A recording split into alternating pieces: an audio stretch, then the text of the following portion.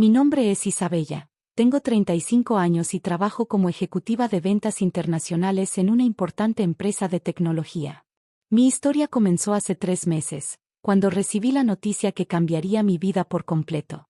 Isabella, necesitamos que vayas a Japón por 2 semanas para cerrar el contrato con Takeshi Corp, me dijo mi jefe una mañana de lunes. Era una oportunidad increíble, el tipo de contrato que podría asegurar mi ascenso a directora regional. Mi esposo Marco no estaba muy contento con la noticia. ¿2 semanas? ¿Y qué se supone que voy a hacer yo solo todo ese tiempo? Se quejó mientras cenábamos esa noche. Marco, es una oportunidad única. Además, no estarás solo. Tu madre vive a solo 10 minutos de aquí, le recordé, aunque inmediatamente me arrepentí de mencionarla. La relación con mi suegra Carmen nunca había sido buena. Desde el día que Marco me presentó, ella dejó clara su desaprobación. ¿Una ejecutiva? Las mujeres de nuestra familia son amas de casa dedicadas, fue lo primero que me dijo. Durante los siguientes 5 años de matrimonio, Carmen nunca perdió oportunidad de criticar mi estilo de vida. Las mujeres que trabajan descuidan su hogar, una verdadera esposa está siempre presente, eran sus frases favoritas en cada reunión familiar. Pero lo que más le molestaba era que yo fuera la propietaria de la casa donde vivíamos. Era una hermosa propiedad que había heredado de mis padres, quienes fallecieron en un accidente cuando yo tenía 28 años. La casa representaba mi último recuerdo de ellos, y aunque Marco insistió en que la vendiéramos para comprar algo nuestro, me negué rotundamente. Tu esposa es muy egoísta, hijo, escuché una vez a Carmen decirle a Marco. Una buena esposa pondría todo a nombre de su marido. Antes de partir a Japón, noté que Marco y Carmen pasaban más tiempo juntos de lo habitual. Los encontré susurrando en la cocina varias veces, y cuando entraba, cambiaban rápidamente de tema. Solo estamos planificando una sorpresa para cuando regreses, dijo Marco cuando le pregunté. Algo en su tono de voz me inquietó, pero tenía tanto trabajo preparando mi viaje que decidí no darle importancia. El día antes de mi partida, fui a la notaría a dejar algunos documentos importantes en mi caja de seguridad. Entre ellos, el testamento de mis padres, las escrituras de la casa, y otros papeles legales que mi abogado me había aconsejado proteger. Nunca se sabe, me había dicho el abogado García hacía unos meses, cuando le comenté sobre la insistencia de Marco en vender la casa. Es mejor prevenir que lamentar. La primera semana en Japón transcurrió sin problemas. Las negociaciones iban bien, y aunque Marco respondía a mis mensajes con cierta frialdad, asumí que era por la diferencia horaria. Fue al inicio de la segunda semana cuando todo cambió. Recibí una llamada de mi vecina Elena. Isabella, perdón que te moleste, pero, ¿están vendiendo la casa?, preguntó con tono preocupado. ¿Qué? No, ¿por qué lo dices?, respondí sintiendo que mi corazón se aceleraba. Es que hay un cartel de venta, y hoy vi a tu suegra mostrando la casa a varias personas. También vi camiones de mudanza sacando muebles. Intenté llamar a Marco inmediatamente, pero su teléfono estaba apagado. Llamé a Carmen, y para mi sorpresa, contestó al primer timbre. Ah, Isabella, su voz destilaba satisfacción. Supongo que ya te enteraste. Sí, estamos vendiendo la casa. Marco me dio un poder para gestionar todo mientras estás fuera. Ya tenemos compradores, y mi hija Laura se mudará aquí temporalmente mientras encuentra algo definitivo. ¿Qué? No pueden hacer eso. La casa es mía, grité mientras sentía que me faltaba el aire. Era tuya, querida. Marco es tu esposo, y como tal, tiene derechos sobre los bienes matrimoniales. Deberías haber pensado en eso antes de ser tan egoísta y no ponerla a su nombre. Su risa resonó a través del teléfono. Tienes 24 horas para sacar tus cosas personales, el resto ya lo movimos a un depósito. En ese momento, recordé los documentos en la caja de seguridad y las palabras del abogado García. Con las manos temblorosas, corté la llamada con Carmen y marqué el número de mi abogado. No se preocupe, señora Isabella, dijo después de escuchar mi historia. Ellos no saben que tomamos precauciones. Déjeme hacer unas llamadas.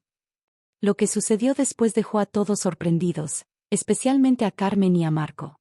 El abogado García actuó rápidamente. Mientras yo seguía en Japón, tratando de mantener la compostura durante las reuniones de negocios, él puso en marcha un plan que había preparado meses atrás. Señora Isabella, Me dijo en una videollamada esa noche: acabo de presentar una denuncia por intento de fraude inmobiliario contra su suegra y su esposo. También he contactado a la policía local. Resultó que el poder que Marco alegaba tener era falso. Carmen había utilizado a una amiga que trabajaba en una notaría para fabricar documentos falsos. Lo que ellos no sabían era que yo había registrado la casa como bien privado antes del matrimonio, con una cláusula especial que impedía su venta sin mi presencia física y firma. La mañana siguiente recibí un video de Elena. En él se veía a Carmen, vestida elegantemente, mostrando mi casa a una pareja. Como pueden ver, es una propiedad perfecta. Mi hijo y su esposa están divorciándose, así que necesitamos vender rápido, se escuchaba decir a Carmen. En ese momento, mi teléfono empezó a sonar sin parar. Era Marco. ¿Qué has hecho?, gritó cuando contesté. La policía está aquí. Mi madre está llorando. ¿Cómo pudiste hacernos esto? ¿Hacerles qué exactamente, Marco? Proteger mi propiedad de un robo. Mi voz sonaba sorprendentemente tranquila. No es un robo. Soy tu esposo. Tengo derecho. No, no lo tienes, lo interrumpí. Y ahora, gracias a las cámaras de seguridad que instalé hace 3 meses, tengo pruebas de cómo tú y tu madre planearon todo esto. Hubo un silencio al otro lado de la línea. Cámaras. La voz de Marco tembló. Sí, cariño. Incluida la conversación donde tu madre sugirió falsificar mi firma, y tú aceptaste. Lo que Marco no sabía era que yo había empezado a sospechar de sus intenciones meses atrás, cuando encontré en su computadora búsquedas sobre derechos del esposo sobre bienes heredados, y cómo vender una propiedad sin todos los dueños. El abogado García había sido fundamental en ayudarme a preparar toda la documentación necesaria. También me ayudó a instalar cámaras de seguridad con audio en áreas estratégicas de la casa. Tu madre tiene razón en algo, Marco, continué. Sí habrá un divorcio. Pero no será como ella lo planeó. En ese momento, escuché la voz de Carmen en el fondo: dile a esa mujer que no puede hacernos esto. Somos su familia. ¿Familia?, reí amargamente. La familia no intenta robarte. La familia no falsifica documentos. La familia no. Fui interrumpida por el sonido del timbre en mi casa. A través del video en vivo de las cámaras de seguridad, vi cómo 2 oficiales de policía entraban con una orden judicial. Señora Carmen López, escuché decir a uno de los oficiales, está bajo arresto por intento de fraude inmobiliario y falsificación de documentos. Esto es un error, gritaba Carmen mientras los oficiales le ponían las esposas. Marco, haz algo.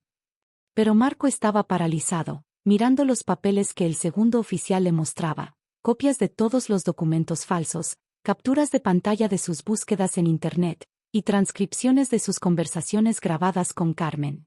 Laura, la hermana favorita de Marco, quien ya había movido algunas de sus cosas a mi casa, observaba la escena desde la puerta, su rostro pálido al darse cuenta de que el plan había fracasado.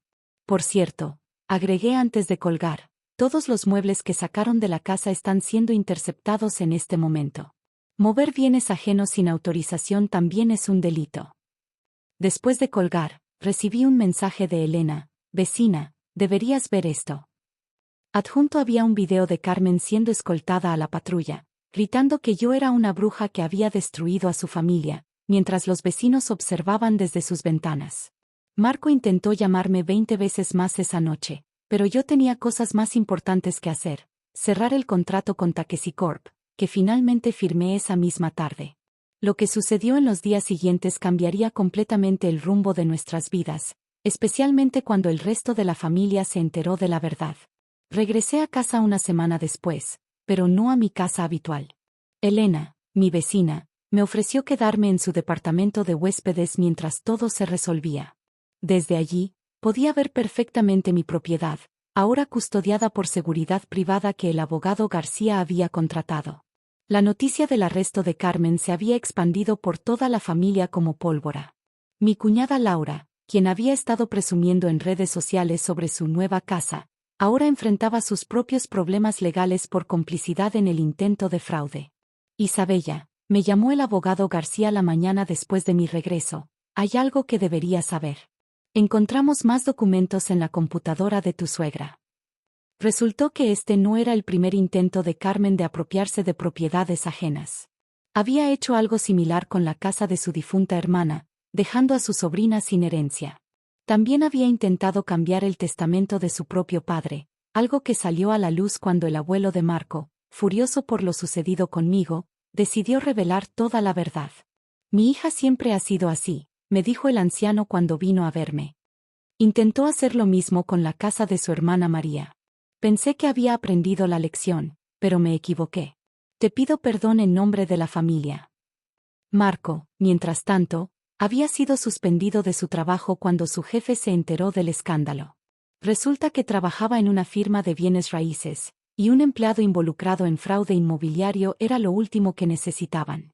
Una tarde, mientras revisaba el correo en casa de Elena, encontré una carta de Carmen, enviada desde donde estaba detenida. Isabella, sé que piensas que ganaste, pero una verdadera madre hace lo que sea por sus hijos. Marco merecía esa casa, merecía tener un patrimonio. Tú, una extraña en nuestra familia, no tenías derecho a negárselo. Nunca te perdonaré por destruir a mi familia. Carmen. Guardé la carta junto con todas las evidencias. El abogado García me había enseñado bien, documenta todo. La gota que colmó el vaso llegó 3 días después.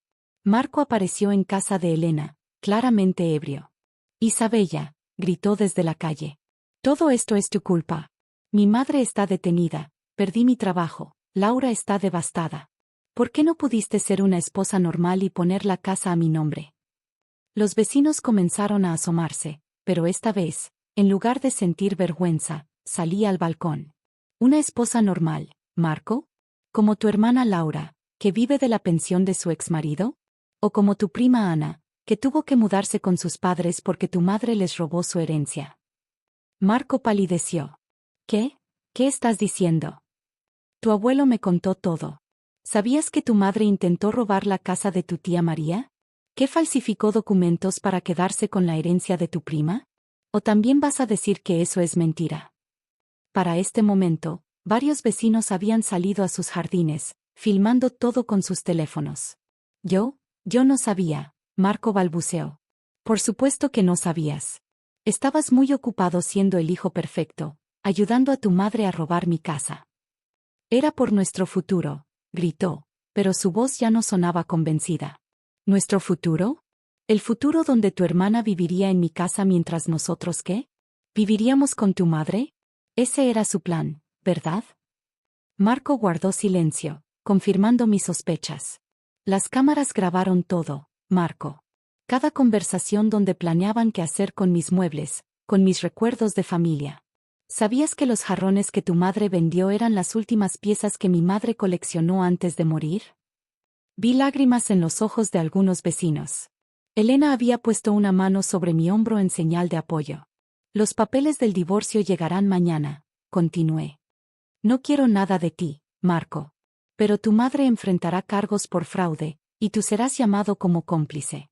Tu abuelo está dispuesto a testificar sobre los otros casos. ¿Mi abuelo? Sí. Está cansado de ver cómo tu madre destruye familias. Y yo también. Esa fue la última vez que vi a Marco. El divorcio se finalizó 3 meses después. Carmen fue sentenciada a 5 años por múltiples cargos de fraude. Laura tuvo que devolver todo lo que había tomado de mi casa, más una compensación por daños. El abuelo de Marco, en un acto de justicia poética, ayudó a su otra nieta, Ana, a recuperar la herencia que Carmen le había robado. También me pidió que lo ayudara a crear un fideicomiso para proteger el patrimonio familiar de futuros intentos de fraude. Hoy, 1 año después, mi casa luce más hermosa que nunca. Los jarrones de mi madre, que logramos recuperar de las casas de empeño donde Carmen los había vendido, están de vuelta en su lugar. Elena sigue siendo mi vecina y mejor amiga. El contrato que cerré en Japón me valió el ascenso a directora regional. Ahora viajo frecuentemente, pero siempre regreso a mi casa, donde cada rincón me recuerda que la justicia, aunque a veces tarda, siempre llega. Y en cuanto a ser una esposa normal, como dijo Marco, prefiero ser una mujer extraordinaria que no permite que nadie, ni siquiera la familia, le robe lo que es suyo por derecho. Gracias por leer mi historia. Recuerden, documenten todo, confíen en sus instintos, Y nunca permitan que nadie los haga sentir mal por proteger lo que es suyo. Nos vemos en la próxima historia. De la semana pasada recibí una carta de Carmen desde la prisión, pidiéndome que retire los cargos. Mi respuesta fue simple, la guardé junto con todas las demás evidencias, en la caja fuerte que ahora tengo en mi casa.